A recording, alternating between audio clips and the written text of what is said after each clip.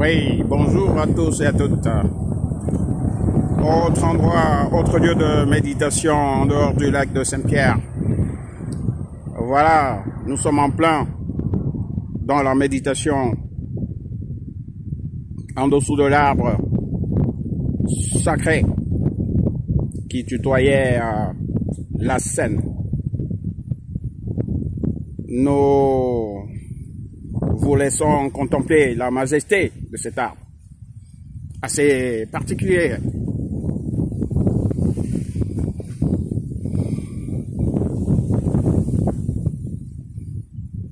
Ses formes particulières.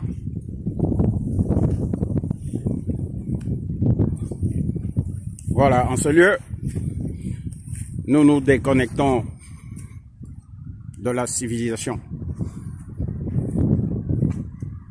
Voyez-vous?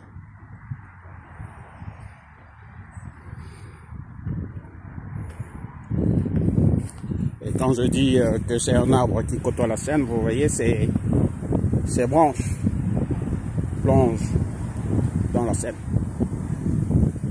Vous voyez les feuillages, les branchages, très particuliers, très particuliers. Et le paysage, il est extraordinaire.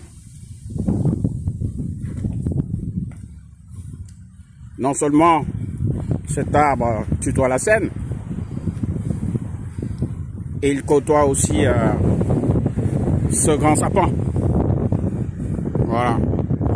Dans d'autres méditations, nous avons demandé la différence entre ces deux arbres. Celui-là, il est énorme, n'est-ce pas?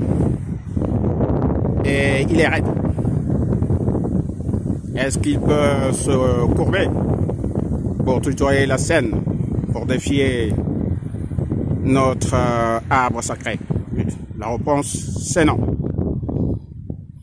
Vous voyez, nous sommes ici,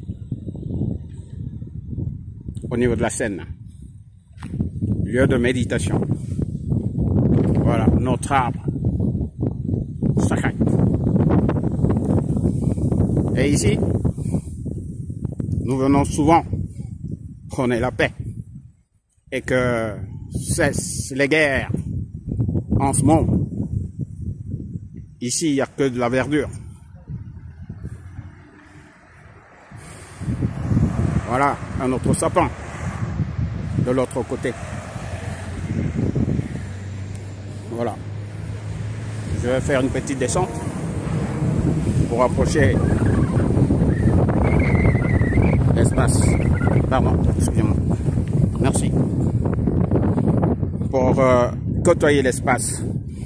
Alors, quand on vous parle souvent des génies des eaux, voilà, par la simple méditation, on se retrouve directement là-bas du côté de Pongo Songo.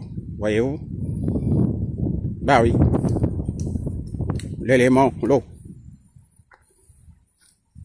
Il irrigue. Elle irrigue plutôt le monde entier. Ben voilà. Notre arbre de méditation. On n'est pas les seuls. Hein, à passer par là.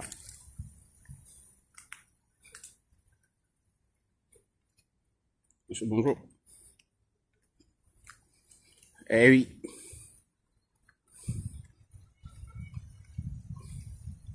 Paysage paisible qui inspire la paix dans le monde. Paysage paisible qui inspire l'amour. Paysage paisible qui inspire la fraternité.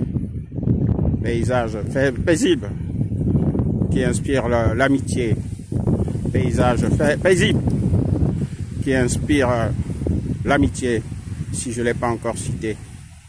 Voilà les valeurs sur lesquelles doivent être fondées toutes nos batailles au mouvement de libération totale de l'Afrique élémentaire. Donc je suis le leader. Et nous vaincrons dans ce monde gouverné par Satan.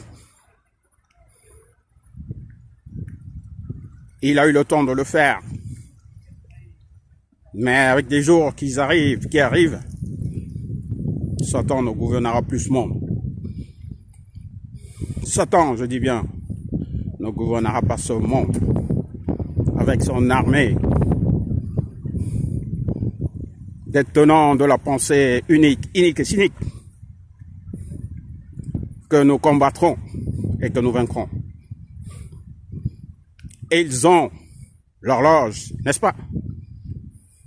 Qui n'est pas celle de Dieu, celle des hommes non plus. Mais nous avons le temps. Et nous le savons, la victoire finale, elle est à nous. Nous avons déjà gagné plusieurs batailles. Mais il reste la victoire finale pour gagner la guerre de libération totale de l'Afrique. Et les astres sont alignés pour qu'il en soit ainsi, pour que l'Afrique reprenne ses règnes, de leadership de ce monde en sa qualité et sa responsabilité depuis l'âge des temps initial de creuser terre laitière, nourricière, matrice de l'humanité, berceau de l'humanité. Voilà, nos amis canards, ils sont toujours là. Hein. C'est comme si nos vibrations communiquaient avec eux. Et c'est une réalité.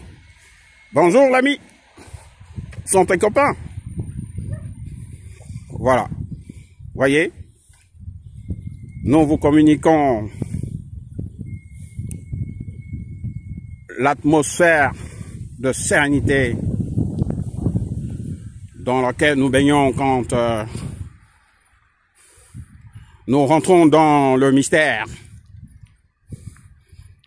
la mystique de ce lieu sacré. Voilà, l'arbre sacré qui tutoie la scène. Vous voyez, ces branches tutoient la scène.